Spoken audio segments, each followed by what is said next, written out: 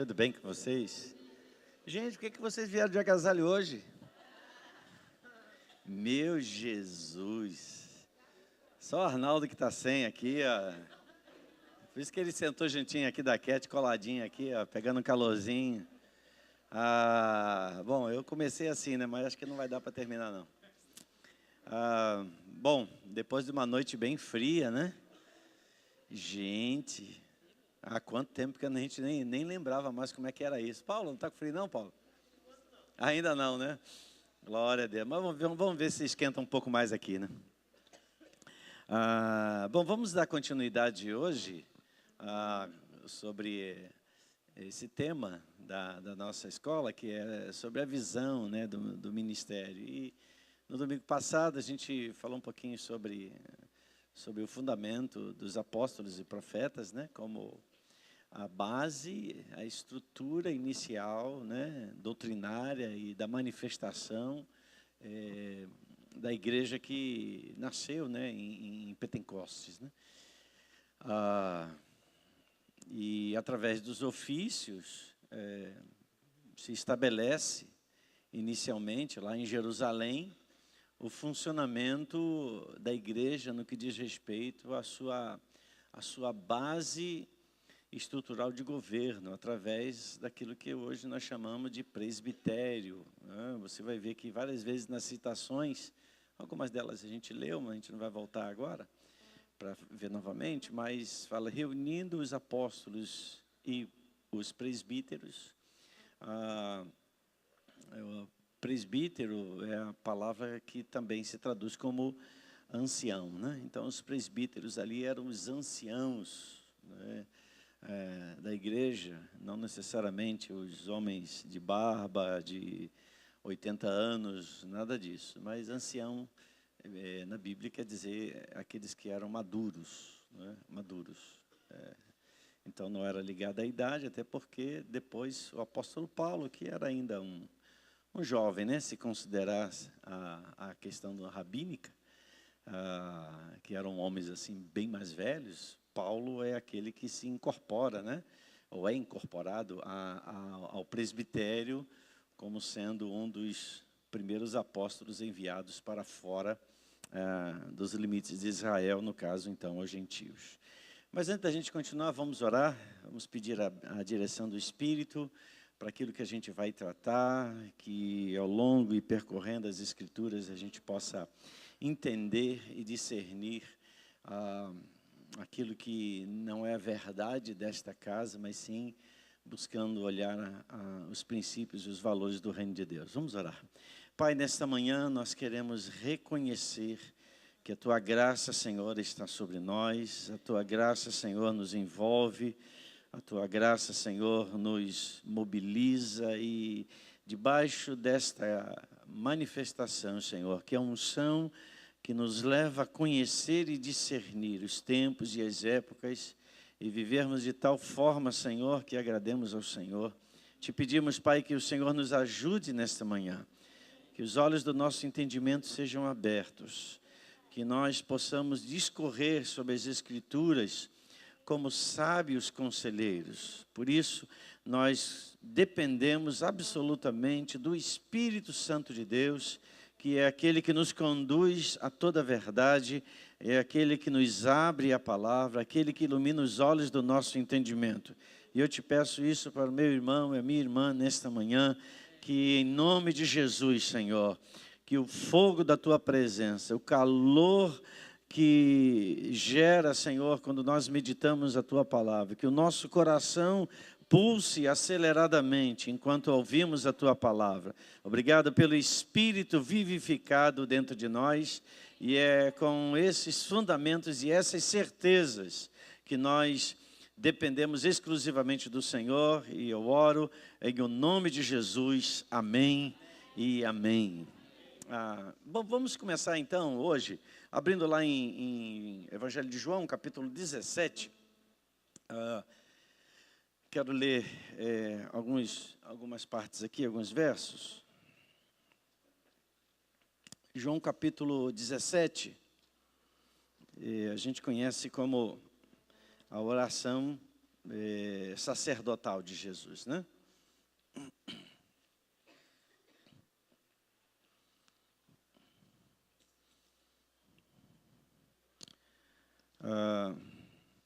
O capítulo 17, para a gente economizar então tempo também, vamos para o versículo de número 14. João capítulo 17, versículo 14 diz assim, é Jesus, então orando ele fala ao Pai dizendo assim, eu lhes tenho dado a tua palavra, e o mundo os odiou, porque eles não são do mundo, como também eu não sou. Não peço que os tires do mundo, e sim que os guardes do mal. Eles não são do mundo, Jesus aqui repete, como também eu não sou. Santifica-os na verdade, a tua palavra é a verdade. Assim como tu me enviaste ao mundo, também eu os enviei ao mundo. E a favor deles, eu me santifico a mim mesmo, para que eles sejam santificados na verdade. Só por uma curiosidade, que na verdade faz parte de todo estudante da palavra, nós estamos numa escola, né? Então, a escola fala de estudante e ensino. Obrigado, querido. Você, quando lê o capítulo 17 de João, você vai ver um sem número de vezes que Jesus usa a expressão do mundo. Repetidas vezes, vez após vez, Jesus falando a respeito, usando essa expressão mundo. No versículo 14, por exemplo, do versículo 14 até o último versículo nós lemos, versículo 19, só para a gente contar, 1, 2, 3, 4, 5, aparece 6 vezes a palavra mundo. Então você vai notar que Jesus ele está enfatizando algo do qual o mundo ele não fazia parte, nem os discípulos faziam parte, né? Então, às vezes, parece uma contradição. Jesus diz, eu estou no mundo, mas não sou do mundo. Né? Então, eu estou no ambiente, mas eu não faço parte do sistema. Né? Do que Jesus estava falando? Ele, no versículo, muito interessante, o versículo de número 18, ele estava falando dele e falando também dos seus discípulos. Então, está falando a respeito de mim e de você. Amém ou não amém, gente? Né? Somos discípulos de Jesus. Amém? E veja, assim como, versículo de número 18. Assim como, o que quer dizer essa expressão assim como? Vamos acordar, gente. Da mesma forma, da mesma maneira, igualmente, semelhantemente. Concorda comigo? Ok? Assim como o quê? Assim como tu me enviaste, aonde? Ao mundo. Então vamos entender do que Jesus está falando. Assim como eu fui enviado ao mundo, ou seja, se eu sou enviado a um lugar, a minha origem é um outro lugar. Então, eu saio de para. Eu saio de A para B. Então, Jesus diz, assim como eu fui enviado ao mundo, assim também, olha como diz o versículo, assim também eu os enviei ao mundo. Então, Jesus está falando, assim como o Pai me enviou ao mundo, eu agora envio os meus discípulos ao mundo, os filhos. Ok. Do que Jesus está falando afinal, quando ele usa várias vezes essa expressão mundo? Ele está falando a respeito de reino. Então, quando ele diz, assim como eu fui enviado ao mundo, ele está falando de 2 reinos. Do reino de onde ele é, para onde ele foi enviado. O reino de Deus, né? Ou o reino dos céus, para o reino deste mundo. Então, Jesus nos versículos que nós vimos anteriormente, diz que ele afirma: eu não sou deste mundo. Ou seja, eu não sou deste reino, eu sou de um outro reino. Tudo bem até aqui?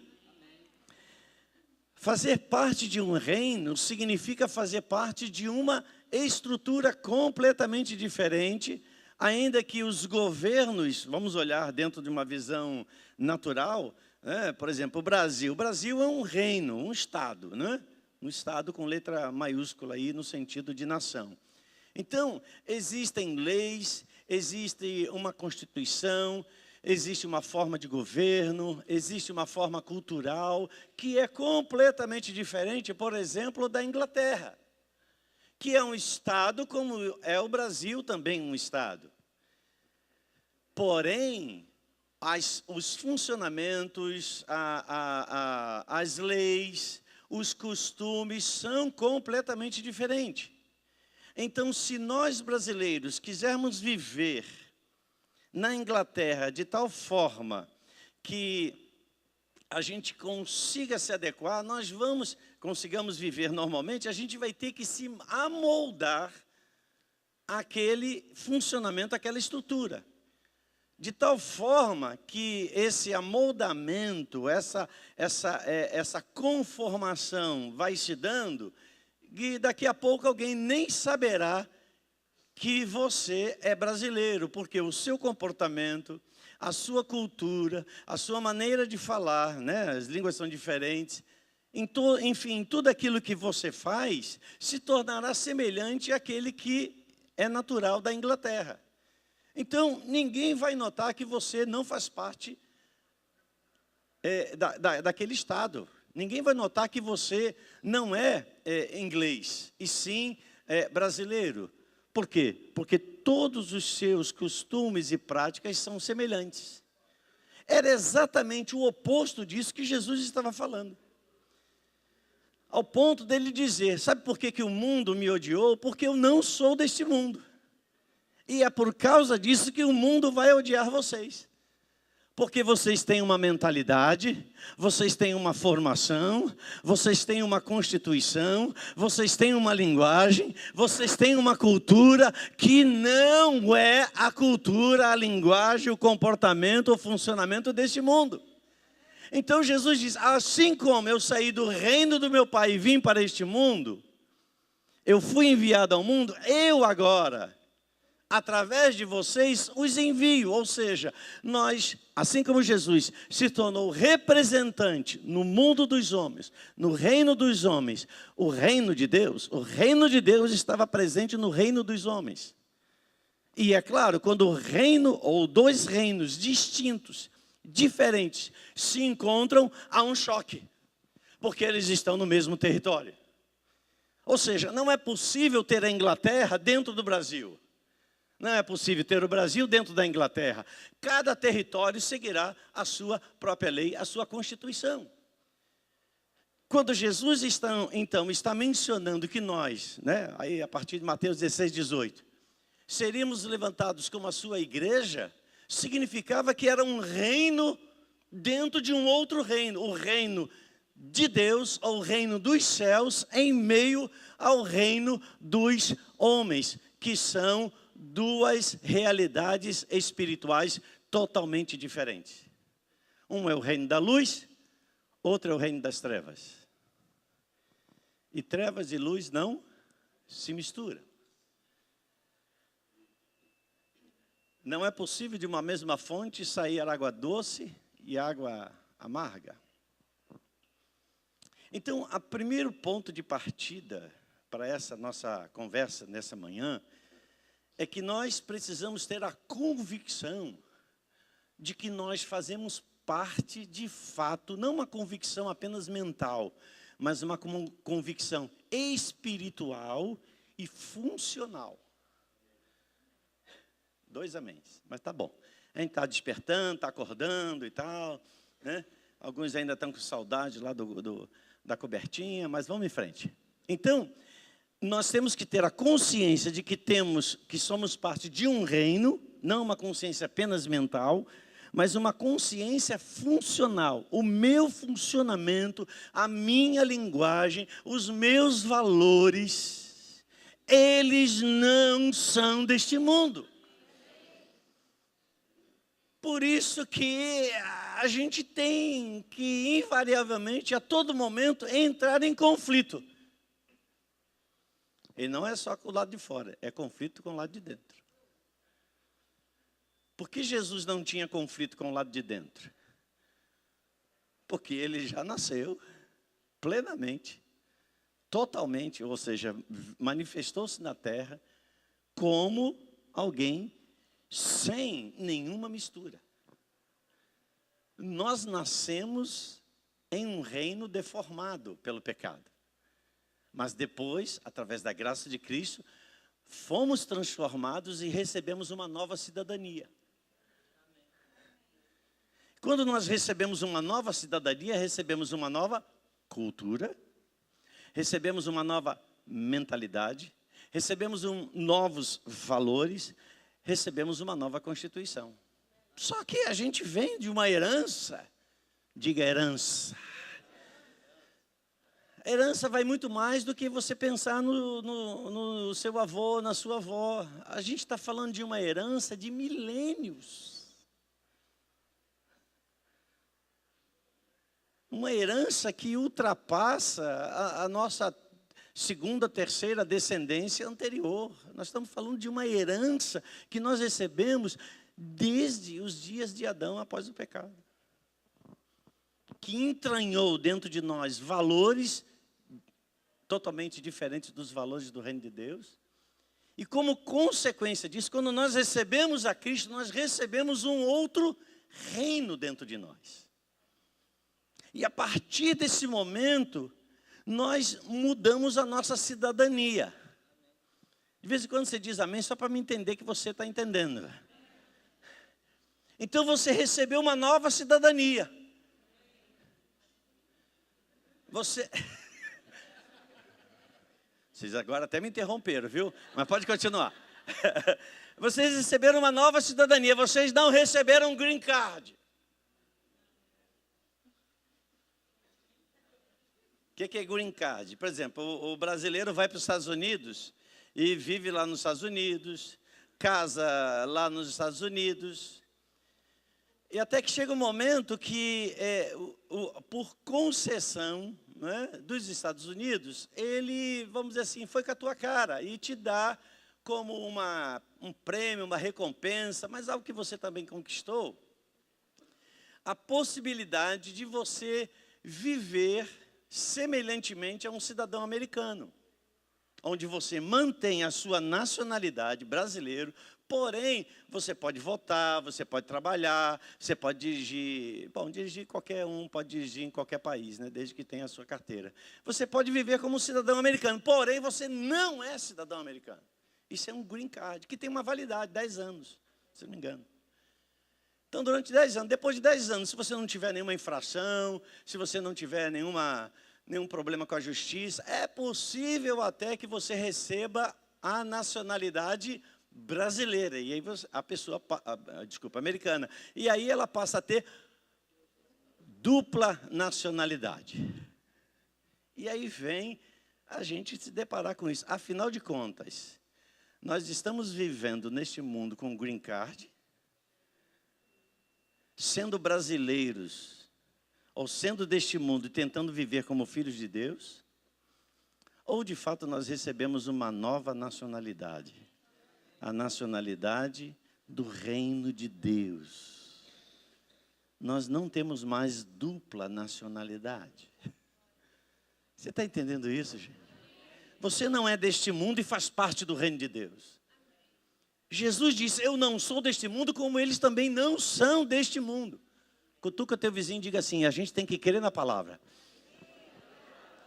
Então, se Jesus disse que o reino dele não se conecta com o reino deste mundo, ele veio para lançar o reino dele, o reino de Deus, sobre este mundo, no sentido de trazer de volta o reino que era de Deus, que entregou ao homem de volta para Deus, quando Adão, na sua desobediência, entregou o reino a Satanás.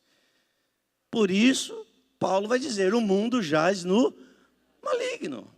Ou seja, o mundo aí é o quê? O sistema, os valores, a cultura, os comportamentos, a moda de ser, onde as pessoas escolhem, não, nós somos a favor do aborto, nós somos a favor do homossexualismo. Isso é o reino deste mundo, mas o reino de Deus é completamente diferente.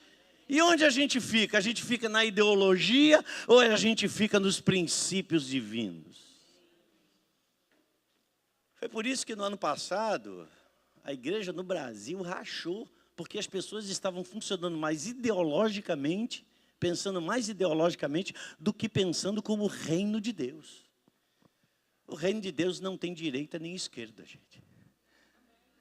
O reino de Deus é a sua palavra. Passará os céus e a terra, porém as minhas palavras não hão de passar. Deus é um Deus justo. E aquele que anda na justiça, ok, está andando conforme os princípios do reino de Deus. Mas isso não é ideologia. Ainda que a gente saiba que, vivendo neste mundo, existem comportamentos e funcionamentos ideológicos. No sentido da palavra ideologia, a igreja tem uma ideologia, a ideologia do reino de Deus, que se choca com a ideologia humana, cujos valores mudam de geração em geração. Mas a palavra de Deus, ela permanece para sempre. Então, queridos, com base, eu vou ter que voltar toda hora aqui, né? Com base naquilo que a gente tem sobre os valores do reino de Deus, nós precisamos transicionar a nossa mente, porque o nosso espírito já está pronto. Tudo aquilo que eu e você estamos ouvindo aqui, o meu e o seu espírito está ouvindo dia após dia, momento após momento. Por quê? O seu espírito está pronto a viver a nova realidade que em Cristo Jesus você foi conectado ao reino de Deus. O seu espírito já está liberto. O seu espírito já está totalmente transformado de todo ambiente, de toda herança, de toda cultura. Se alguém está em Cristo, será a nova criatura, é isso que está escrito? Se alguém está em Cristo, o que é estar em Cristo? Estar em Cristo é estar no reino de Deus. É nova criatura. As coisas velhas estão se passando. Já passaram. E tudo se fez novo. No meu espírito. Mas a nossa mente, as nossas memórias, nossas heranças, nossos costumes, a todo momento estão aflorando e chocam com os valores do reino de Deus. E aqui, eu quero falar nessa manhã, e já está me dando calor aqui, mas aleluia, sobre, deixa eu pular mais uma aqui, sobre essas duas perguntas aí. Porque hoje a gente vai falar um pouquinho sobre as festas bíblicas, né? Duas perguntas. Quais das festas atuais, as festas praticadas pelo reino deste mundo, são mencionadas na Bíblia? Não, calma aí, gente. Você vai descobrir que não é bem assim, não. Espera aí, cadê? Eu não trouxe, não? Ué, eu juro que eu trouxe minha Bíblia. Eu juro que eu tinha trazido. Todo reino, toda nação tem uma constituição. Sim ou não? Não existe nação que não possua uma constituição. Ok? Vou abrir uma exceção.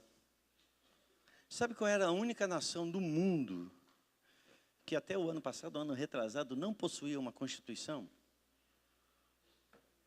Israel. E eles passaram, porque até então eles viviam debaixo de uma regência.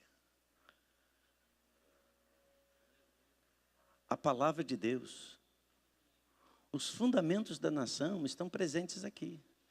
Eles possuíam, é como se fosse, não é bem esse nome, mas um regimento interno de funcionamento do parlamento, que é uma forma de governo totalmente diferente, né? Por exemplo, em Israel existe o presidente, né? Existe o presidente, mas ele não manda nada. Por isso que Bolsonaro falou assim: vocês querem me fazer presidente, rainha da Inglaterra? Porque reina, mas não manda nada, né? Em Israel, como funciona o sistema de governo é bem diferente do governo brasileiro. Em Israel funciona o sistema parlamentar com o primeiro-ministro. No Brasil tem sistema parlamentar, porém presidencialista, né? E em Israel é parlamentar com o primeiro-ministro. Então, o primeiro-ministro é o dono vamos dizer assim, do funcionamento do país. Então, aquilo que o primeiro-ministro fala é encaminhado ao parlamento, e o parlamento tem que trabalhar em cima disso. Então, praticamente a Constituição ela é em função do próprio funcionamento de governo, e ela vai se estruturando e se formando. E no ano passado, agora eu fiquei na dúvida, se foi em 2018 ou 2017,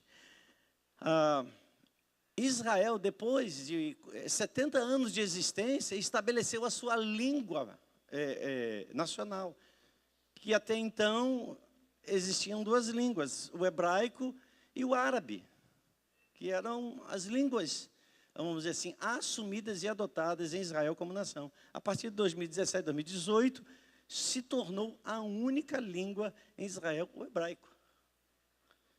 Isso está acontecendo e necessariamente a gente não sabe. O que é isso? Um país que está se estruturando. Mas voltando, toda nação, todo país, deixando aí a exceção de Israel, que tem se ajustado a isso, tem a sua Constituição. Então, o Supremo Tribunal Federal, por exemplo, no Brasil, o que é? O que é o Supremo Tribunal Federal? Quem já tem ouvido aí, Arnaldo, fala aí. Ele é o guardião da Constituição. O guardião, diga guardião.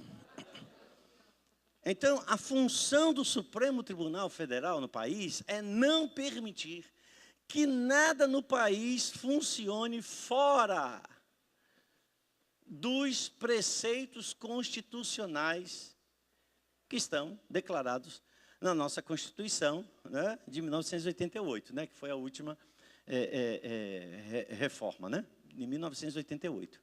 Então, o Supremo Tribunal Federal, a qualquer situação que às vezes ocorra em governo, entre cidadãos, que seja fora da Constituição, o Supremo Tribunal Federal vai lá e abre a Constituição para interpretar o que a lei diz e o que a prática aponta.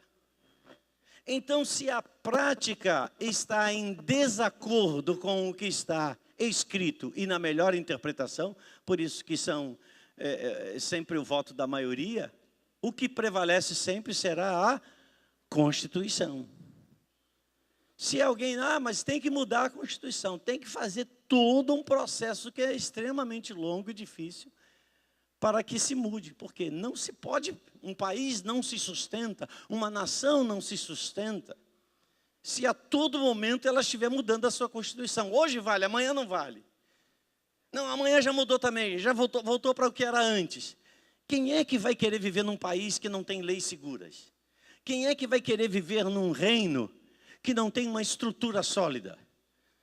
Por isso, quando a palavra de Deus disse, Jesus falando que ele fazia parte de um reino que não era o reino deste mundo, ele estava falando de um reino que era estável, um reino firme, um reino onde ele é a rocha. E esse reino fala dele próprio e ele próprio fala daquilo que ele é. Ele, o reino, é a própria palavra de Deus.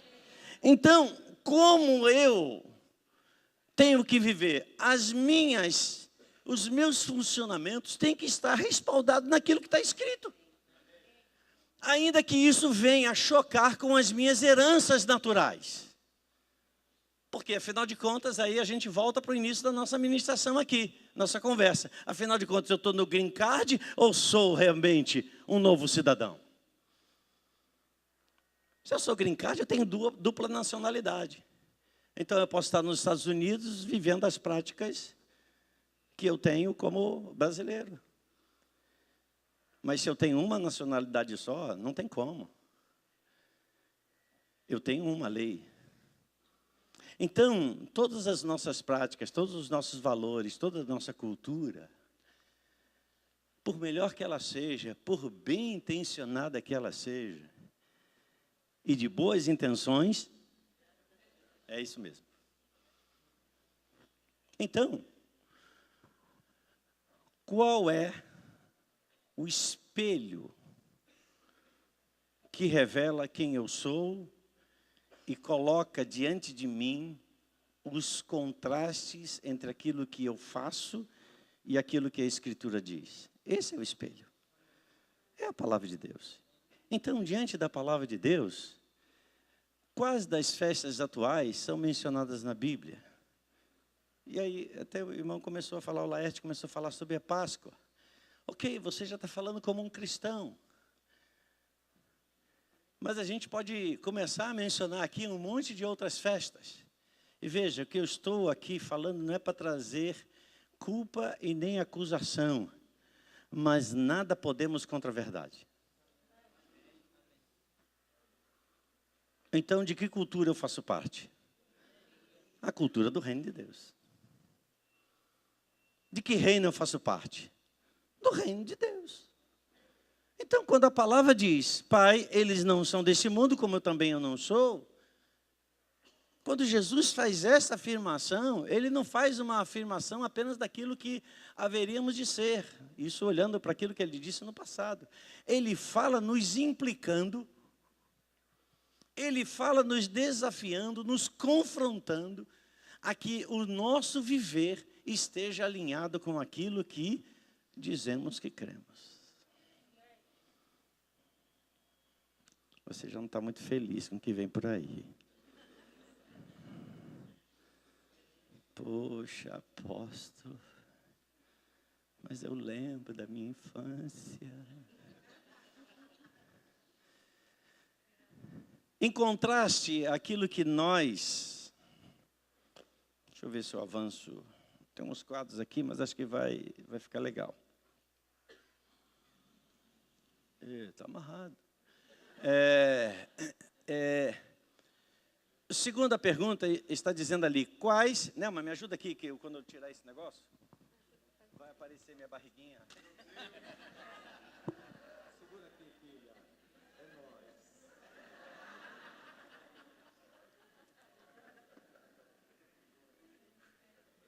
Aleluia. Me libertei.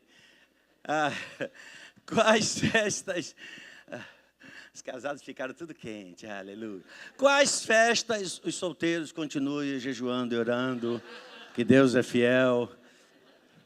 Deus não permitirá. Ok. Quais festas celebravam os primeiros cristãos do Novo Testamento? Você pode responder? Quais festas eles celebravam, os primeiros cristãos? As festas da Bíblia. Porque de que reino eles sabiam que faziam parte?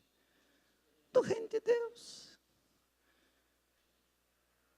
Então, a vida, a cultura, os valores desse povo da Bíblia, um povo milenar, estavam respaldadas sempre nos valores do reino de Deus.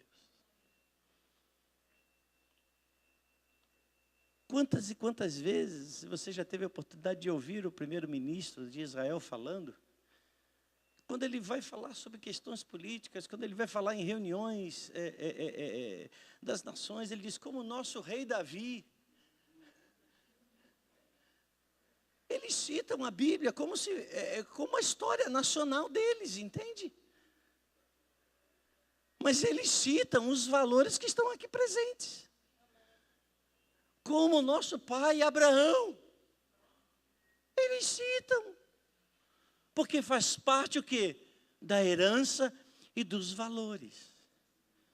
Eu não sei quantas gerações ainda estarão pela frente, depois da minha e da sua.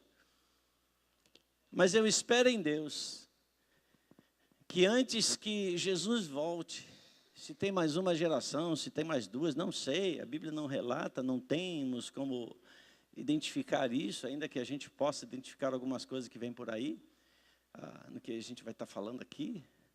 Eu espero que vai chegar um tempo, amados, que já é o tempo da minha geração, dos meus filhos. Os meus filhos, eles já não estão mais conectados em nenhuma das festas da primeira pergunta. Sabe por quê? Porque veio uma geração antes deles, que eu e Nelma, assim como de muitos que aqui estão. O Guinho ontem fez 13 anos. 13 anos. O Guinho já não faz parte mais. Bruna já não faz parte mais. Uma nova geração se levantou. A começar dos seus pais. Ao ponto de que cada vez mais o reino de Deus será pleno. Com relação a esse ponto. Na vida dos nossos filhos. E assim será sobre as suas gerações.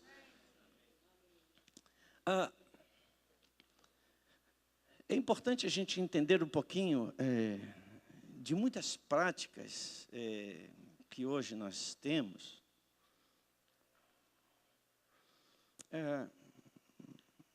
A igreja nasceu em Jerusalém, você sabe disso. Os primeiros cristãos que nasceram em Cristo, eles eram judeus. Não havia outros de outras nações, ainda que sendo judeus eles pudessem estar habitando em outras nações, mas todos eles eram judeus. E o judeu é uma das nações, um dos povos que não importa, ele pode estar na Eslováquia, ele pode estar na Turquia, ele pode estar nos Estados Unidos, até ser americano, ter pais, avós, bisavós americanos, mas ele nunca deixa de ser um judeu. Por quê? Porque eles amam as suas origens. Nós precisamos amar as nossas origens em Cristo Jesus. Porque às vezes parece que nós amamos mais as nossas origens naturais, porque por conta delas nos apegamos, do que as nossas origens espirituais, que às vezes são muito fáceis de serem negociadas. Os primeiros cristãos eram completamente judeus. Mas começa o evangelho a ser anunciado aos não cristãos, ou não judeus, melhor. No caso, chamados gentios. E a gente vê o primeiro episódio lá com Cornélio. É o primeiro não judeu que, apesar de não ter os valores do reino de Deus, amava ao Senhor. Por quê? Porque ele estava sempre junto com um povo que o povo de Cornélio, era opressor, né? Dominava, romano, mas esse povo despertava em Cornélio, e eles têm um amor, eles têm um vínculo tão profundo com esse Deus, ao ponto de Cornélio se transformar um cristão antes do cristianismo. Antes de haver cristianismo, Cornélio já era um homem que cria, não em Cristo, porque ele nem sabia de Cristo, ele cria em um Deus muito maior do que os deuses de Roma. E ali, o evangelho começa a tocar os gentios. O evangelho foi se expandindo. Vem o apóstolo Paulo e vai e começa a pregar o evangelho fora das regiões de toda a Judéia, de todo Israel. O evangelho começa a tocar os países da Europa. O evangelho começa a tocar os países mais do Extremo Oriente. O evangelho vai se espalhando. E à medida que o evangelho vai se espalhando, ele vai, presta atenção nisso, é muito importante a gente entender, ele vai se deparando com outras culturas. Então, uma coisa é o evangelho nascedor, origem, nascendo entre os judeus, que já tinham, cadê minha Bíblia? Sumiu. Já tinham a Torá, já tinham a Tanakh, que é o Antigo Testamento, como seu livro-texto. Agora, é diferente quando esse evangelho vai chegando em outras culturas, onde nessas outras culturas haviam os deuses, ou o chamado paganismo, onde uma cultura, a cultura do reino de Deus, vinha e se chocava com uma cultura de outros deuses, de uma outra formação cultural, de uma outra forma de pensar, e começou de uma maneira assim muito sutil, aí penetrando e indo e fazendo uma mistura. Ao ponto, quem é um pouco mais assim, gosta de ler, não apenas os chamados textos devocionais, né, mas é ler textos que falam sobre a história dos primeiros movimentos da igreja no primeiro século. E se você é amante das escrituras, do texto bíblico, gosta de ler, eu sempre recomendo esse livro, que é um livro que só consegue ler quem está com vontade mesmo. É o livro chamado A Sombra do Templo. É um livro que você quase não acha. Pô, apóstolo, você está me indicando um livro que não acha? Mas você, com uma pesquisazinha boa, você vai consegue talvez achar. Quem já leu esse livro? Ou quem tem esse livro, melhor? 1, 2, 3, 4, ok. A Sombra do Templo eu esqueci o nome do rabino que escreve. Mas, enfim, é um livro dessa espessura, com aproximadamente 400 páginas, mas que vai falando da história da igreja nos primeiros movimentos do primeiro século. Quando a igreja ela sai de Israel e começa a se deparar com o pensamento helenista, ou chamado pensamento grego. E toda cultura está conectado à expressão culto. Na verdade, a expressão cultura vem dessa primeira expressão culto. Toda cultura tem um culto, e todo culto tem um Deus. Você pode repetir? Toda cultura possui um culto, e todo culto tem um Deus. Por isso que a palavra diz o Deus desse século, o Deus da cultura que funciona nesse século, que tem um culto. E o que é o culto? Culto é o ato de se inclinar, de adorar. Então, quando eu me rendo à cultura do reino de Deus, eu estou adorando, eu estou praticando um culto ao Deus único, Yahvé, Senhor da cultura que transformou a minha vida. Então, quando a igreja sai, ela começa a esbarrar em outras culturas, em outros ambientes de outras religiões. Você vai ler isso no próprio livro de Atos. As pessoas sendo confrontadas entre o seu crer e o crer que era apresentado pelos primeiros apóstolos, sendo o principal deles Paulo. E elas tomavam a decisão de largar tudo, lançar fora os seus deuses. Era um problema econômico, porque algumas dessas pessoas que se converteram, elas fabricavam os ídolos, você lembra disso? E no momento que deixou de fabricar os ídolos, deixou de trazer dinheiro para aquela cidade, porque ela vivia da cultura de fabricar aqueles ídolos. E quando o cara que fabricava os ídolos, quando o cara que tinha a maior indústria de fabricação de ídolos se converte, ele para de fabricar ídolos. Porque ele agora serve um Deus que não precisa de uma imagem para ele ser reconhecido. Ele entende que o Deus que ele pode servir é o Deus que habita. É o Deus Todo-Poderoso. E ele quando ele para de fabricar isso, gente, há um desemprego na cidade. E aí o que acontece? Mexe com a economia. Quando mexe com a economia, vem a pressão. Espera aí, vamos tentar conciliar aqui. Você pode, amém, você pode ser um cristão. Isso não aconteceu, estou fazendo uma simulação. Você pode se tornar um cristão, mas, talvez você não fabrique 5 ídolos. Vamos continuar a fabricar pelo menos uns 3. E aí a coisa vai, porque senão vai mexer na nossa economia. Imaginou um monte de pessoas desempregadas, famílias. Aí vem a tentativa de convencimento, de ser, mas não, ou de parecer, mas não ser. Há uma expressão muito interessante que diz assim: você deve não apenas ser honesto, você tem que parecer ser honesto também.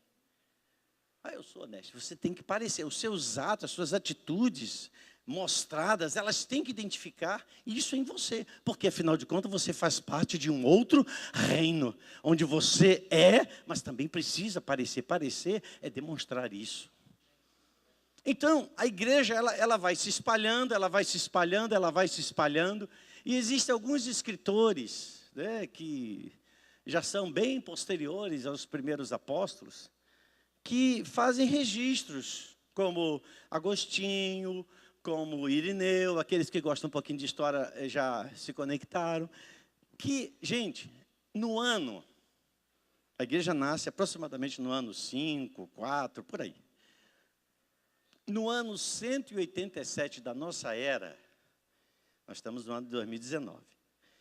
No ano 187 da nossa era, já existia aproximadamente 80 divisões ou funcionamentos diferentes do que originalmente em Atos capítulo 2 se inaugurou a igreja de Jerusalém. 80, no ano 187. Século 2. No século 3, então 100 anos a mais, aproximadamente no ano 200 e pouco, já havia aproximadamente 170 formas diferentes de cristianismo. Agora deixa eu pensar com você, me ajude a pensar junto. Nós estamos no ano 2000. Quando você dá uma panorâmica, o que você vê? Vários e vários segmentos. Eu não estou dizendo que os vários e vários segmentos necessariamente são atribuições ou são afirmações de erros, mas pode ser apenas manifestações específicas. Determinados ministérios trabalham mais profundamente com libertação de pessoas. Outros trabalham muito forte com o evangelismo. Outros trabalham muito forte com o ensino. Outros trabalham muito forte com missões. Enfim, é o corpo se manifestando. Isso não é identificação de divisão, e sim de funcionamentos distintos. Assim como o nosso corpo, os nossos membros têm funcionamentos distintos. Mas aos poucos foi se transformando, foi se gerando 2 grandes polos diferentes da igreja. A chamada igreja oriental e a igreja ocidental. Em que lugar nós estamos? Nós estamos no ocidente. Ok? Então, a igreja oriental é a igreja que nasce lá em Jerusalém, que ela tinha como vértice, né, de funcionamento o ensino dos apóstolos. Já a igreja ocidental, o que é a igreja ocidental? É a igreja que se espalha. A igreja que vai para a Itália, a igreja que vai para outras regiões, as 7 igrejas da Ásia, como você vê descrito. Essa igreja já tinha, aos poucos, ela vai se... Tocou? Ok. Ela vai estabelecendo uma linha. O governo, a instrução inicial dessas igrejas nascedoras já não era necessariamente o ensino dos apóstolos, mas sim aquilo que os bispos ensinavam, que mais tarde vai surgir os papas. São 2 ambientes distintos. E, é claro, aos poucos, vai se formando ensinos distantes. Qual é a herança que nós recebemos? Só para terminar. Da igreja oriental, a herança que nós recebemos como pessoas, da igreja oriental ou da igreja ocidental? Ok. Depois do intervalo a gente continua nisso aí. Bom, vamos retomar. Agora nós vamos, então, passadas essas informações para a gente entender, então, as nossas fontes iniciais, as nossas origens, dessas duas grandes linhas, né, da formação da igreja chamada a Igreja Oriental, que é a igreja que nasce em Jerusalém, da Igreja Ocidental, que é uma igreja tipicamente estabelecida a partir de Roma, né? Então, Roma, você lembra que Paulo escreve aos crentes que estavam em Roma. Então, Roma havia uma igreja, né? E era uma igreja muito, muito sólida, né? A sua expansão foi muito, muito veloz, ao ponto de, com o tempo, a igreja que estava em Roma se tornar uma referência de autoridade espiritual, vamos dizer assim. Não que Jerusalém tenha perdido a sua autoridade, mas com o passar do tempo, muitos daqueles primeiros apóstolos morreram, né? E como a igreja ela se espalha, e considerando que ainda nesse tempo havia todo o ambiente do domínio romano, e na verdade até o chamado período da Idade Média, Israel sempre viveu debaixo de domínios de outros povos. Então, com isso limitava, né, a expansão, ainda que muitos cristãos começaram a se espalhar, mas eram movimentos assim muito, muito pessoais, muito individuais. E, diferentemente dos movimentos de expansão que Paulo faz, ele tinha toda uma companhia de apóstolos que se conectavam a ele, que se conectaram a ele, apoiados por uma igreja que já não estava mais, não necessariamente apenas a igreja de Jerusalém, a igreja de Antioquia, você lembra disso, né? Estava lá Paulo e Barnabé, o Espírito disse, separe-me eles para a obra que os tenho chamado, e essa obra era exatamente essa expansão do Evangelho por todos os lugares do planeta, ou do mundo civilizado daqueles dias. E, dentre esses lugares, o centro da autoridade mundial, que estava em Roma, né?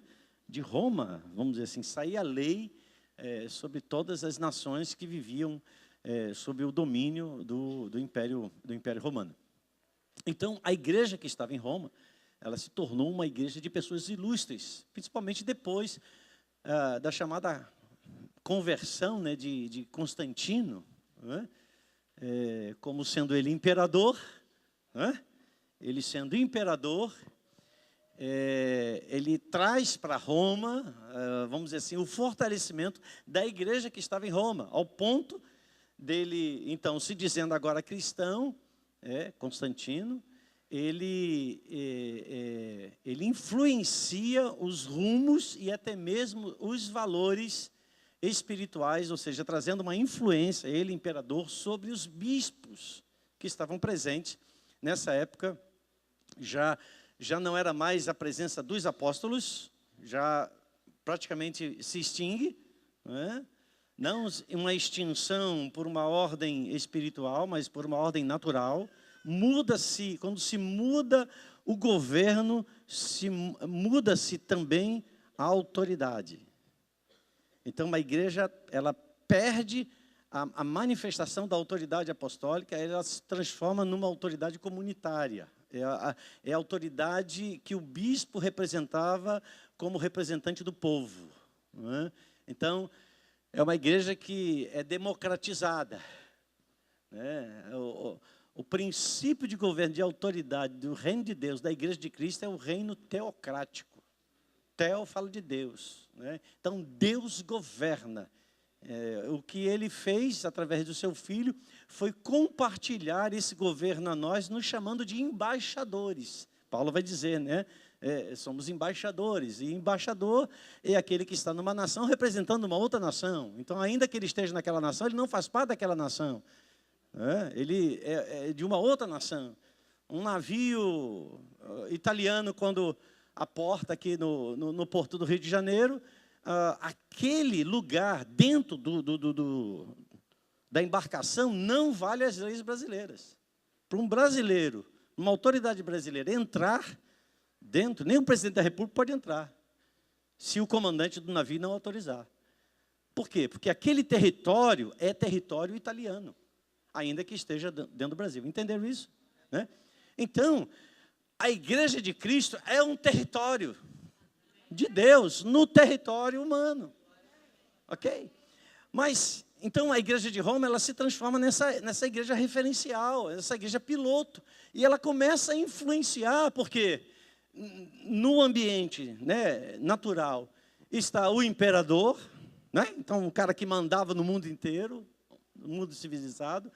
Então, vai migrando para essa igreja todas aquelas pessoas, tipo, gente, é aquilo que acontece no Brasil, do chamado evangelho gospel. É uma redundância, mas é proposital. Onde se tornou moda, todo mundo agora é cristão, todo mundo é crente, todo mundo é crente, todo mundo é crente. Entendeu? O cara está lá no mundo artístico, mas aí o negócio começa a ficar ruim, já não está vendendo tanto. Aí o cara daqui a pouco é cristão, mas ele carrega o quê? Uma herança. Ele já foi um grande, ou uma grande cantor, vamos dizer assim, secular. E agora ele compõe para Deus. Eu não estou falando daquilo que é autêntico, mas eu estou falando de muito embusteiro, de muita gente falsa que vai se metendo. E o povo, de uma forma geral... Entendeu? Eu ia falar um negócio aqui, não vou falar não, porque senão vai dar problema depois. Aleluias! Seguimos em frente. Ok. Então, essa é a ramificação. E nós brasileiros, a nossa formação, a nossa identidade teológica não é uma identidade oriental, mas sim uma identidade ocidental. A nossa identidade, assim, ancestral, né, de tempos e tempos passados, ela não é baseada no ensino dos apóstolos e profetas, e sim baseada no ensino dos bispos e dos papas. Por isso que até hoje, quando a gente fala de casamento, o que tem a gente no... Não, eu vou pular. Não. Irmãos, qual é a diferença do casamento cristão, chamado cristão, do casamento católico? Qual é o ponto principal? O noivo entra.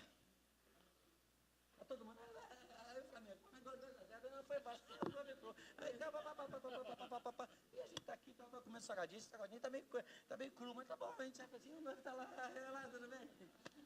Aí daqui a pouco toca a música. E todo mundo para, deixa o salgadinho do lado, a noiva está entrando. A Bíblia não chama atenção para a noiva, a Bíblia chama atenção para o noivo. Eis o noivo. 2 amém, mas tudo bem. Está vendo? Por isso que eu não queria falar.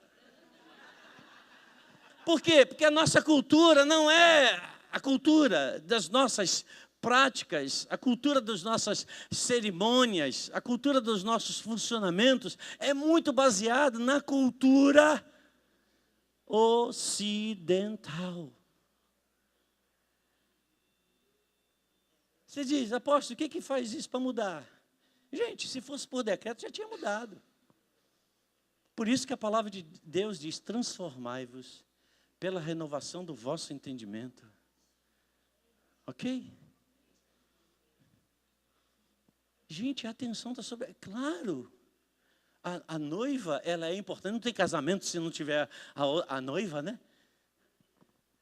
Mas nós estamos dizendo, nós estamos esperando o noivo.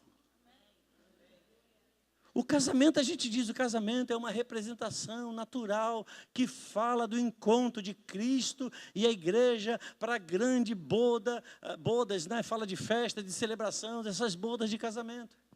Mas as nossas práticas ainda são muito ainda baseadas no catolicismo.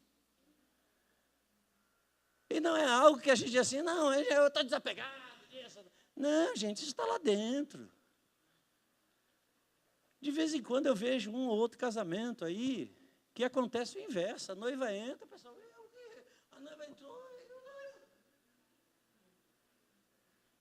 Aí se o noivo entra depois, a pessoa assim, mas que casamento sem graça. Gente, mas isso não faz parte de vocês, não, faz parte da gente, de nós, todos nós. Nós estamos linkados ainda. Isso é importante, meu amado, tudo aquilo que choca e que vai em oposição, é assim, mas é apenas uma forma. Não, gente. A palavra de Deus tem um processo. Né? O que é primeiro não será último, e o que é último nunca será primeiro. Deus estabeleceu, Deus é um Deus de ordem. Mas, enfim, esse é um exemplo que é o exemplo mais simples, mais assim, banal que eu poderia tocar aqui. Mas vamos para o filé mignon. O que eu estava falando mesmo? Sim, eu estava falando da igreja de Roma como sendo a grande influenciadora da prática, vamos dizer assim, da igreja dos nossos dias. Eu queria que você olhasse, e agora baseado em Levítico capítulo 23, né? Levítico capítulo 23, mudou aqui, ou quem está aí em cima? Tá bom, muda aí para essa tela, acho que é uma tela anterior. Levítico no capítulo 23, a gente tem aí, é a primeira citação bíblica que fala a respeito das 7 festas bíblicas. Mas isso é cultura judaica. Leia a sua Bíblia. A Bíblia diz as festas do Senhor. Se elas são do Senhor, Ele é o meu Senhor, então são as festas deles e passa a ser a minha festa. Olha a questão de reino.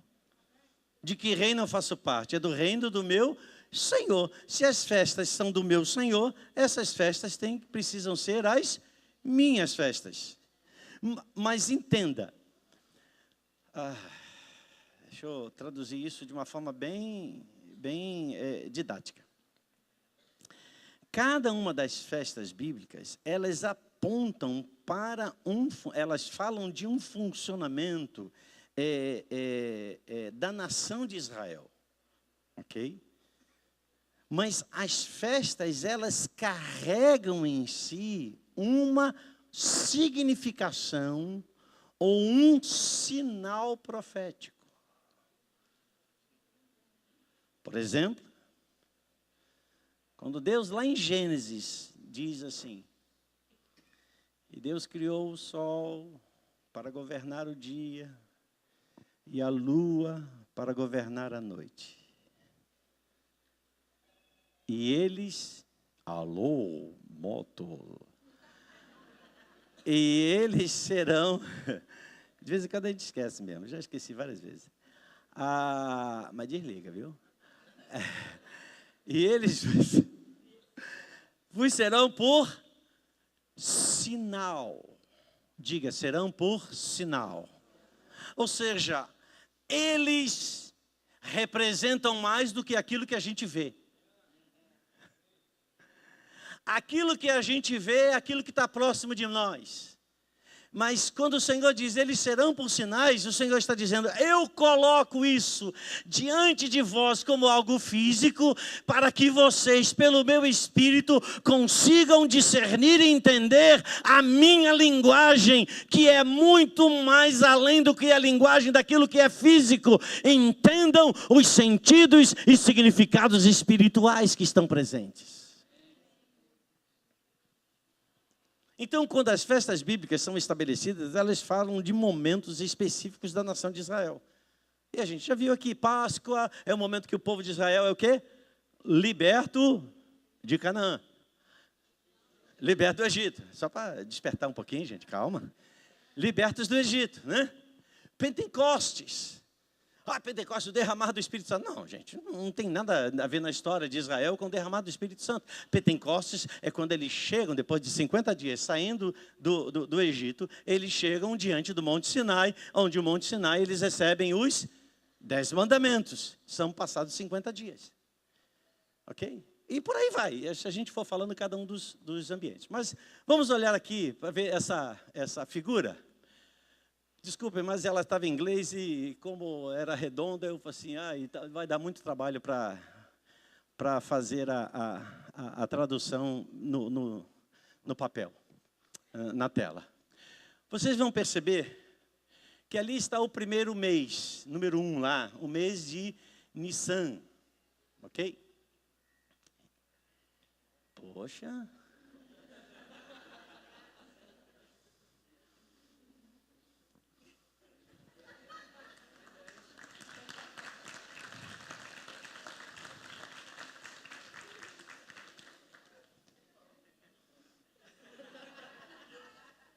Valeu. Bom. Olha para lá não, gente. Olha para cá. Vocês observam o seguinte. No primeiro mês, o mês de Nissan, estão juntadas ali 3 celebrações. São 7 festas bíblicas. As 7 festas bíblicas, elas são 7 etapas da revelação de Deus sobre a história da humanidade. E preste atenção nisso, e toda a história da revelação de Deus começa com a revelação maior de Deus, que é Cristo. É por isso que Paulo, esse cara cabeção, esse cara iluminado, ele diz, se alguém está em Cristo,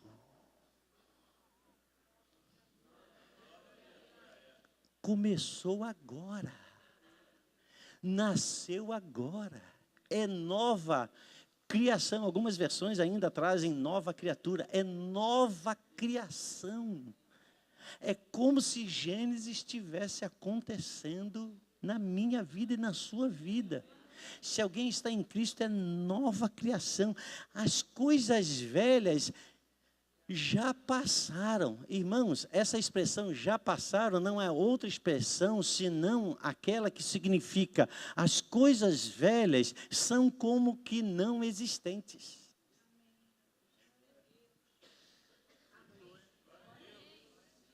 Mas aí a gente tem memória, a gente tem herança. Mas eu me lembro do meu tempo. Você lembra, mas Deus não. Por isso que ele diz, os vossos pecados não me lembrarei jamais. Então é o começo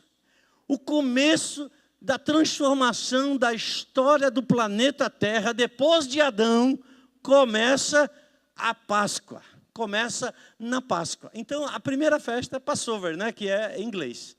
A segunda festa, a segunda celebração, que é no dia seguinte, a Páscoa, que ali quer dizer bread, pão, Então, pão sem fermento. Pão sem fermento.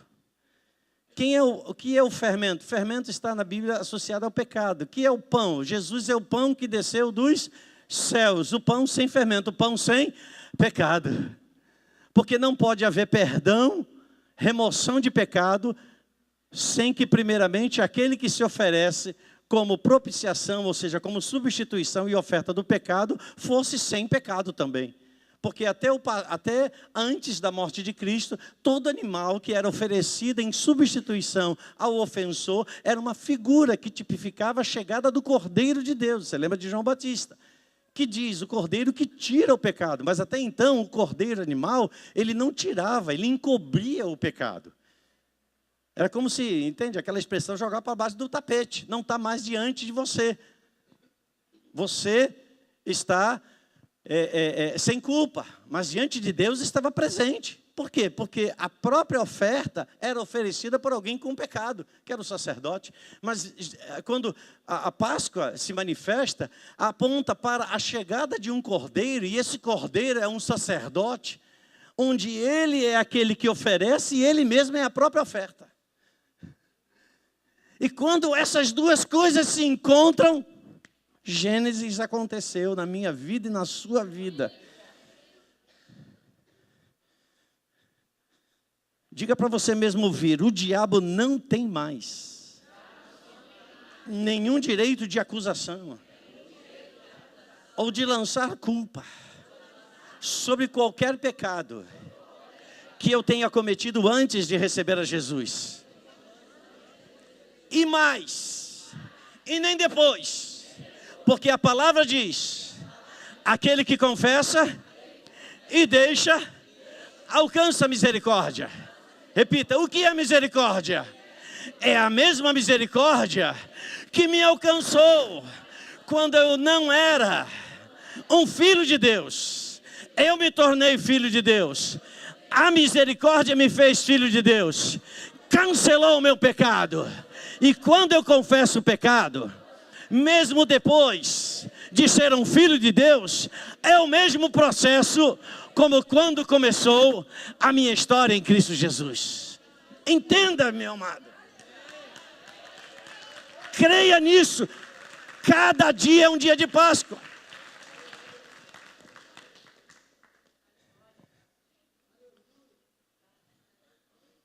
Todo dia tem sangue disponível diante do trono de Deus. Por isso que Jesus, Maria, quando chegou para abraçar, para tocar Jesus, não me toque, porque ainda não subi para o Pai. Tudo está acontecendo de acordo com os princípios bíblicos. Quando o cordeiro era separado, o cordeiro era levado, o cordeiro, o animal, era levado e colocado preso nas pontas do altar. As pontas do altar, também você vai ver na Bíblia os chifres. Não é que o altar tinha chifre, não, era simplesmente uma ponta que sobressaía. Era exatamente para que todos os animais que eram consagrados ou separados para o sacrifício, a partir do momento que eles eram entregues aos sacerdotes, ninguém mais poderia tocar naquele animal, senão o sacerdote. Porque ele estava separado. Então, se alguém tocasse fora do sacerdócio aquele animal separado é a mesma palavra para santo, aquele animal se tornava imundo novamente. Porque no ato que ele era entregue ao sacerdote, era como se o melhor de mim fosse dado para a remissão do meu pecado. E aquele animal era, a partir daquele momento, exclusivo de Deus. E o que é de Deus não pode ser tocado. Por isso que a palavra de Deus diz, o maligno não lhe toca.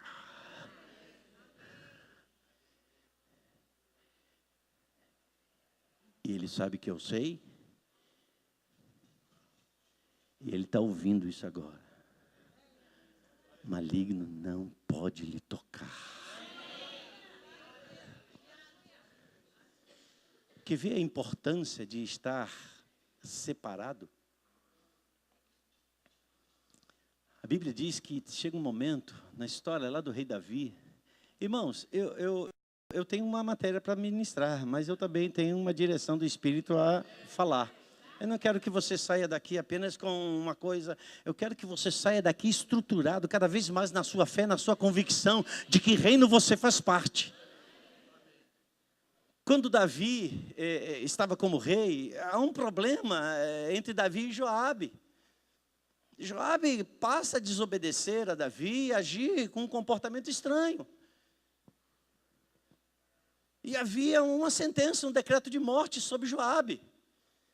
E quando Joabe sabe que vai morrer, ele faz uma coisa que ele sabia que era o argumento mais poderoso que existia em Israel. Ele corre para o lugar de sacrifício e se segura nas pontas do altar. Porque ele sabia que enquanto ele estivesse seguro nas pontas do altar, ninguém poderia tocá-lo. Nem o rei. Porque ele tinha a garantia do que o que está ligado ao altar não pode ser tocado. Hoje você não está ligado no altar, não. O altar está dentro de você.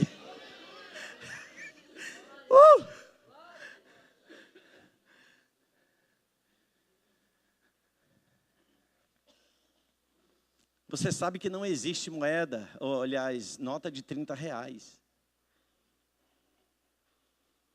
Mas você sabe que existe moeda de R$50. Então o diabo nunca vai tentar enganar a mim ou a você com uma moeda de R$30, uma nota de R$30. Mas ele vai procurar apresentar algo que parece. Algo que é muito semelhante. Que pode até me enganar e te enganar. Eu estou falando da nota. Mas se coloca diante de um bancário, quase que sai um banqueiro, mas é a mesma coisa. Aleluias! Lembra-te de mim quando entrares no teu reino. Quando coloca diante de um bancário, o bancário só de pegar, ele é especialista, ele já se acostumou.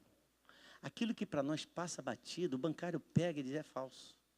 Não precisa passar canetinha, ele só a textura. Quem aqui já pegou uma nota de R$50 e falou assim, é essa verdadeira? Eu vou ficar assim 2000 anos, eu não vou saber, vou sempre achar que é verdadeira, claro, está na minha mão. Então, o especialista sabe. Porque o especialista tem percepções que o homem natural não possui. E eu digo para você, o seu espírito tem percepções que ainda não chegou à sua mente. E qual é o propósito do espírito? É que eu e você sejamos transformados para que nós sejamos aquilo que é o nosso espírito e não as nossas manifestações naturais e não as informações que a gente recebe pelos nossos sentidos. A gente poder discernir bem todas as coisas. Então não é um amontoado de informações, mas é discernir todas as coisas. É entender que eu estou implicado num reino que é inabalável. O reino que fala de um nascimento, de uma história que começou, a história da minha e da sua redenção, que é Cristo Jesus. Que quando ele morre pelos pecados passados, presentes e futuros. Todos os nossos pecados já foram perdoados. Todos. Mas o que eu preciso fazer? Você está em Cristo, então alguém pecou, se arrependa. Que é o arrependimento? É você ter a consciência pelo discernimento que você fez algo que você não deveria fazer. E você, quando se arrepende, você já sabe que está garantido o perdão. Então a gente só precisa o quê? Se arrepender. Se arrepender o que é? É ir de encontro ao nosso próprio ego. É a gente ter que considerar, eu estou errado.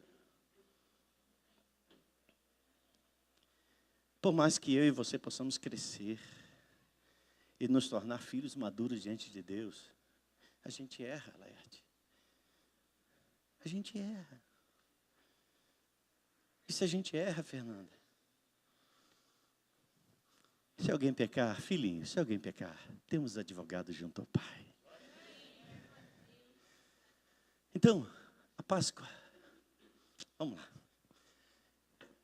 3 festas estão presentes. Páscoa, pão sem fermento.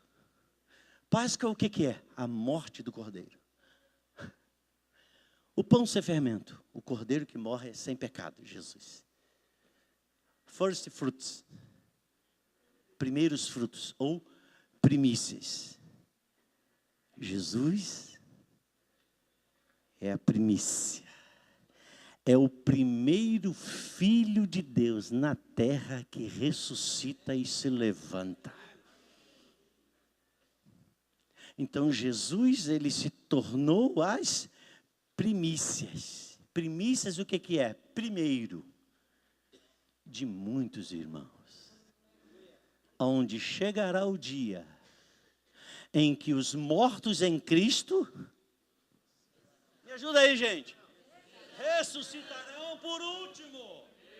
Ah, primeiro. Por que primeiro? Porque primeiro foi Jesus, ele ressuscitou. Se com ele morremos, com ele também ressuscitamos. Então Jesus é a nossa referência. Então, se eu quero saber como será o futuro, eu tenho que olhar para o começo. Guarde isso. Se você não guardar nada do que eu falei, é muita coisa que eu já falei, guarde sempre isso. Quer saber sobre o fim? Olha para o começo. Quer saber sobre o Apocalipse? Olhe para Gênesis.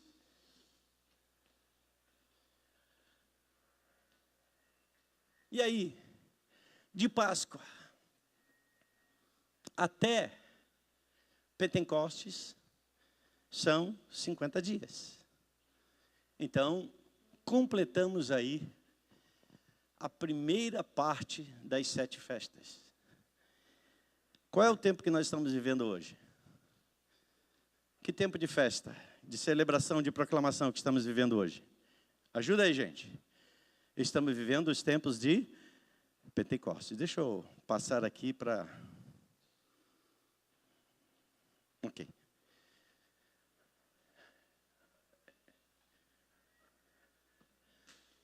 Tirar meio ponto, hein? Ah, isso aí é comercial e tal. Isso é para, né? Entendi. Ah, ok. E aí você... Ficou entusiasmado, ó. Entrou a soberba. É, irmão, viu? Viu? Ok. Ah, então, Páscoa, morte de Cristo. Pães asmos ou pães sem fermentos. Meio ponto retornou. Sem pecado, primícias, ressurreição. E agora a seguinte. Não, a do meio. Isso. Que é Pentecostes. Desce mais um pouquinho. Isso. Que são os dias atuais. Qual é o tempo da nossa... No relógio escatológico, no relógio profético de Deus, qual é o momento que nós estamos vivendo? O momento do derramamento do Espírito. Por favor, irmãos, o Espírito não se derramou em Atos 2. Nós estamos no tempo escatológico do derramar do Espírito. Porque ali foi o começo do derramamento do Espírito. O Espírito continua se derramando, como, por exemplo, está se derramando hoje aqui sobre mim e sobre você. E derramamento do Espírito não é só falar em línguas. Derramamento do Espírito é um nível de maturidade, onde você também fala em línguas. Mas o que sobressai não são as línguas. As línguas é para você. Mas a sua maturidade é para mim, é para o outro. O que adianta eu falar em línguas se eu não produzir maturidade para você? Aquele que fala em línguas edifica-se a si mesmo. Mas aquele que profetiza... O que é profetizar? É falar como Deus fala. É pensar como Deus pensa. É agir como Deus age. É viver como Deus vive. Esse é o filé mignon, irmão.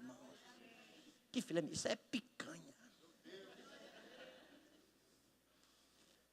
A gordura da picanha. Deus tanto gosta de picanha que Ele disse: a gordura é minha. Está escrito na palavra. Vai ler a palavra. Está escrito. Picanha sem gordura, irmãos? Não, está gravando isso não, né, minha irmã? Oh, Jesus. Vigia, irmã, vigia. Vigia. Então, perceba só o seguinte. Volte para aquele quadro, meu amado, por favor. Aquele redondinho. Isso, esse. O quadro maior. Olha lá para o centro. Então, quando você... Eu não trouxe meu pointer aqui para a gente poder olhar, mas... Eu olhei assim, quem é? Então, Pentecostes não é um ato passado. Porque cada festa atraía a seguinte. Então, cada celebração fazia uma proclamação para o tempo vindouro. Então, nós estamos hoje no período de Pentecostes.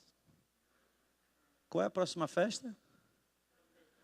Trumpets. Trombetas.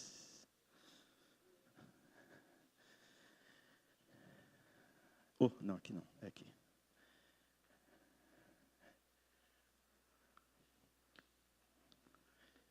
Volta lá para o meu mapinha. Então, quando você olha para trombetas, o que é trombetas? O arrebatamento da igreja e o juízo sobre as nações. Então, diga, Páscoa já aconteceu na minha vida. Diga para o seu irmão, qual é a próxima fase agora? Parece que Deus é um gamer, né? Próxima fase. Qual é a próxima fase? Qual é o próximo movimento? Trombetas. E a trombeta vai soar. Jesus disse: ergam os olhos. Nem Páscoa havia se dado ainda.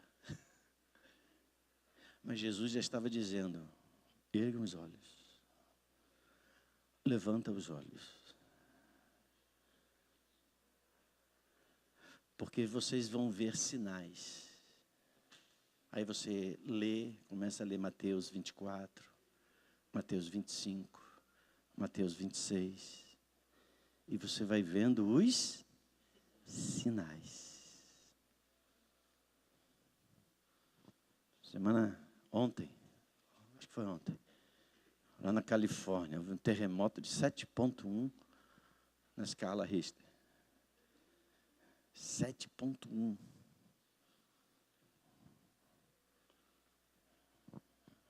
Brechas e brechas.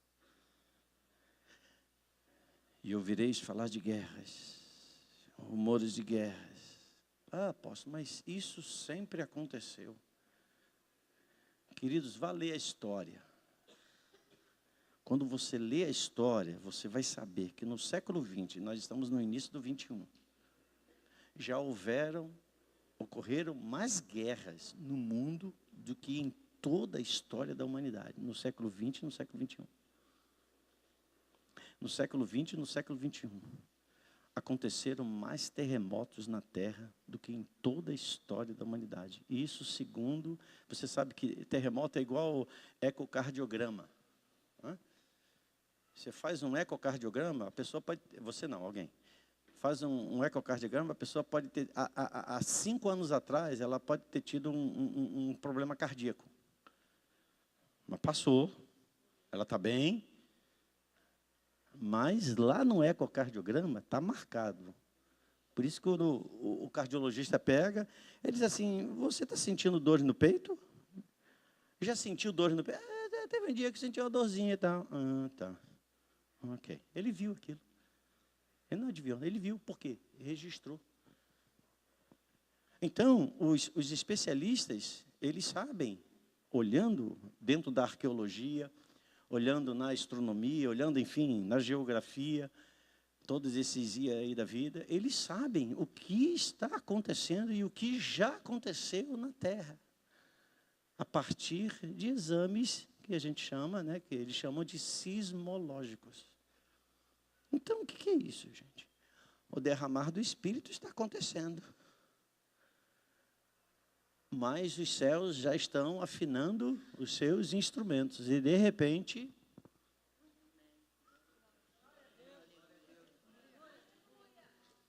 a gente, talvez, em algum momento, se a gente tivesse, se for nesse momento que a gente tivesse, a gente vai falar glória. O Uriá vai ser no...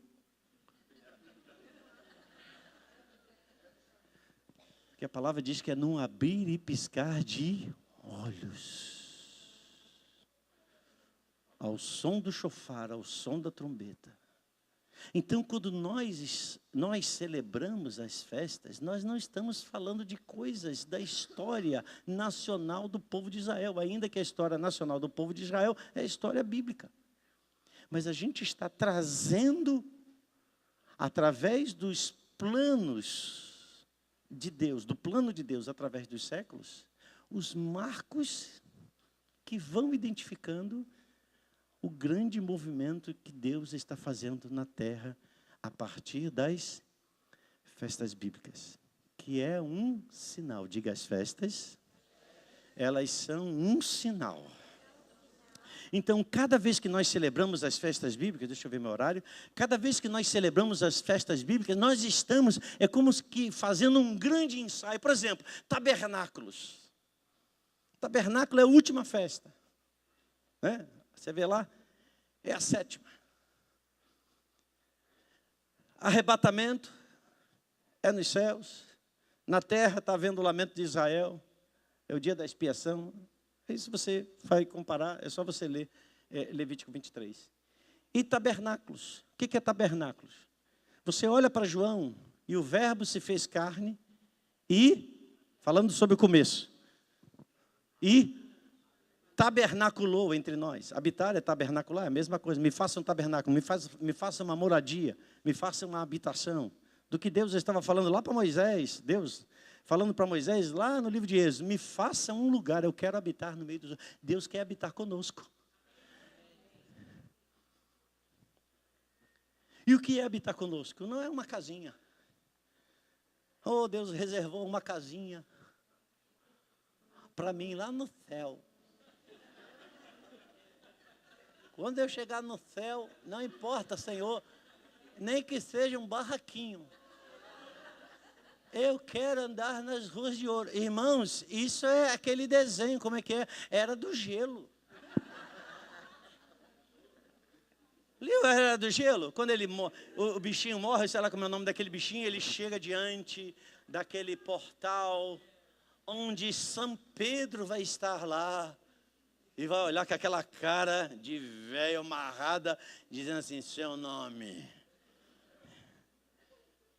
Entra ou não entra? Eu vou andar nas ruas de ouro. Deus quer tabernáculo o homem na terra e o homem diz, não quero você aqui não, eu quero ir para o céu. Ah, Deus, mas eu quero vir na terra. Porque a palavra de Deus diz que, João disse, eu vi a Nova Jerusalém, que descia do céu, diga, ela descia do céu. Por favor, olhe na sua Bíblia, leia novamente, veja, depois que ela desceu, o versículo que diz que ela voltou.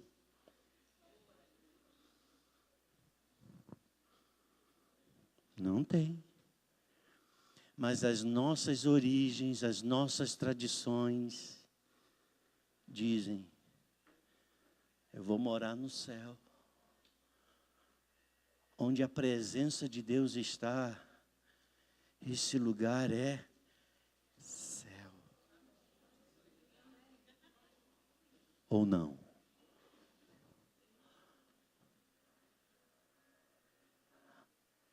Não apenas a eternidade, mas o eterno. Agora mora dentro de você, dentro de mim.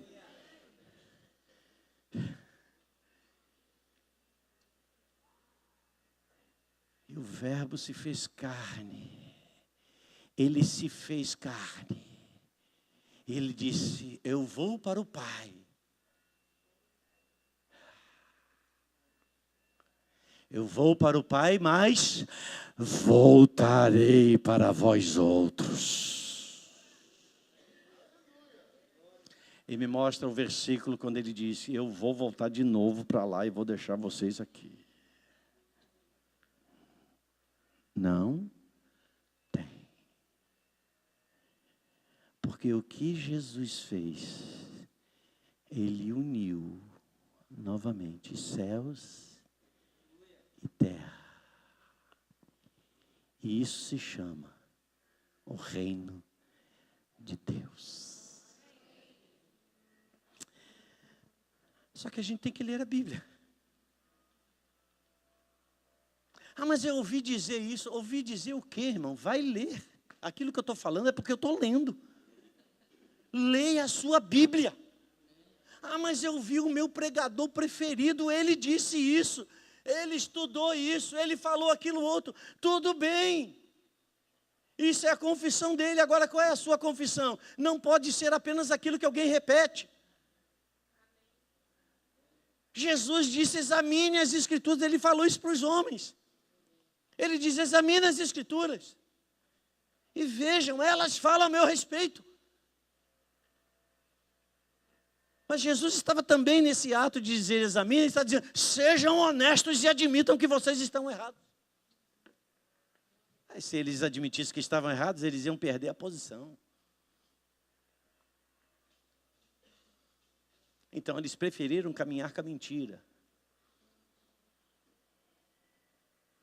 E rejeitar o próprio enviado de Deus, o próprio Messias, que eles tanto esperavam. Que o Espírito de Deus nos ajude, irmãos. Esta é uma sincera oração que cada um de nós temos que produzir. Que o Espírito de Deus nos ajude.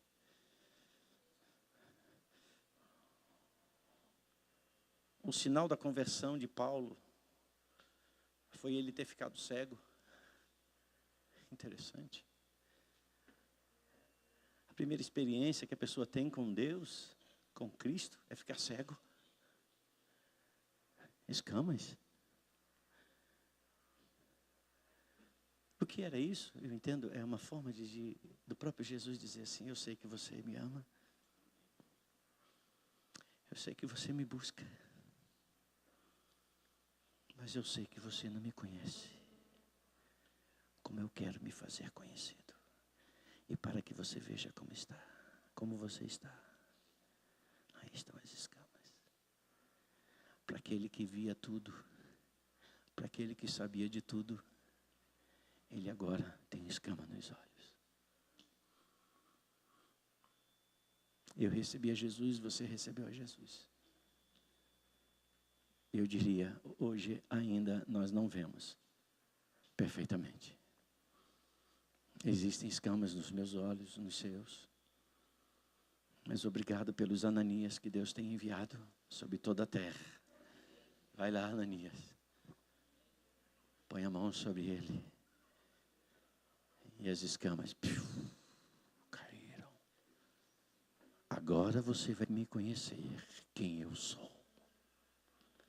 Você me conhecia pela sua tradição. Você me conhecia pela sua cultura, pelas suas heranças. Agora você vai me conhecer em espírito. Conheço um homem, não sei se no espírito ou fora do espírito, que foi arrebatado aos céus e viu coisas que homem algum jamais ouviu. Eu vi coisas, Paulo diz, que não é dada ao homem conhecer. Ou seja, aquilo que Paulo escreveu são as coisas dadas a conhecer para a nossa salvação. Mas à medida que nós caminhamos, luz vai se abrindo. E a gente tem que admitir que algumas vezes o Pedrinho está na gente. O Pedrinho que escreve dizendo assim, Paulo escreve coisas, olha o Pedro, hein, que eu não entendo. Mas eu reputo serem de Deus. Algumas coisas eu não entendo. Algumas coisas você não entende. Algumas coisas eu entendo hoje, mas antes eu não entendia. Prossigo para o alvo, para o prêmio da soberana vocação em Cristo Jesus. Uma coisa eu tenho certeza, o que Deus está fazendo, Ele está fazendo, independente de eu estar percebendo ou não. Ele está fazendo.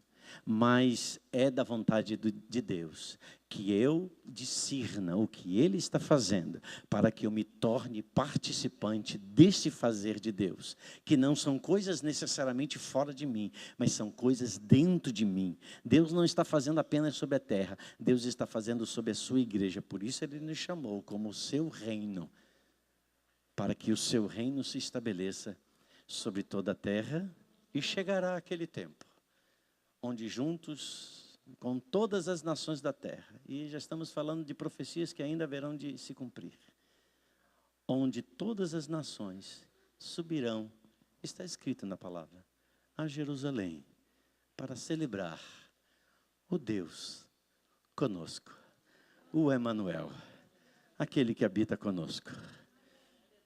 Hoje ainda não vemos essas coisas diante dos nossos olhos, mas uma coisa é certa, o Deus que falou é o Deus que vai cumprir.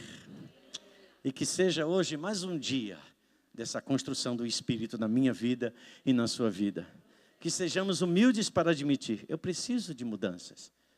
Que sejamos convictos para admitir, não recuo mais naquilo que eu já tenho crido e recebido. Examine as Escrituras, leia a palavra, examine os textos, compare Escritura com Escritura.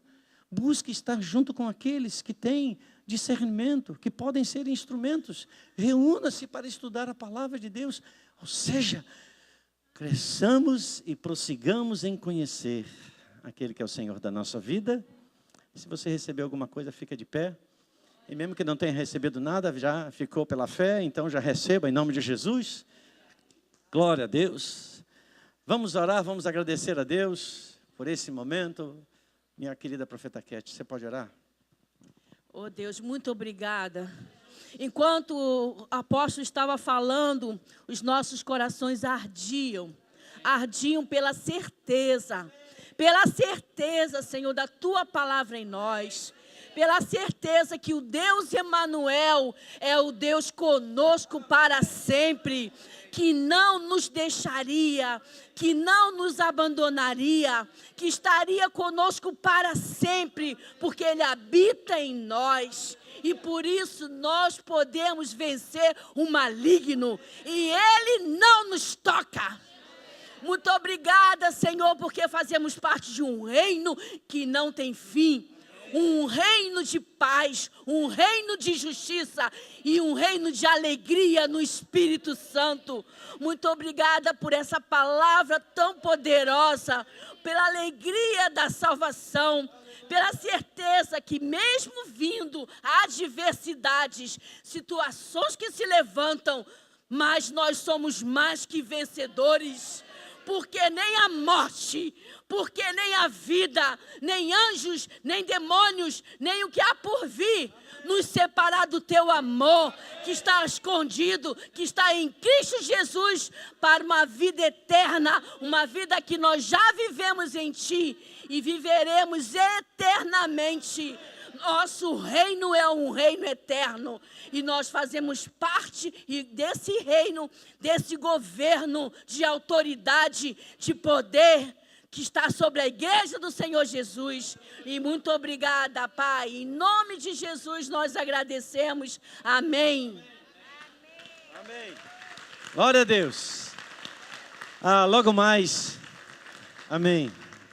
Logo mais vai estar conosco o profeta Fábio Coelho e ele vai estar ministrando para nós, baseado no seu livro que ele estará também lançando aqui, Não Apagueis o Espírito. Esse é o título do livro que ele estará lançando, apresentando para nós logo mais. Você é convidado para estar aqui, vamos estar juntos, vamos estar nos alegrando e se você desejar, separa aí um recurso para você investir na sua vida, investir, enfim, naquilo que Deus haverá de te instruir. Shalom, vão em paz, Deus abençoe, obrigado.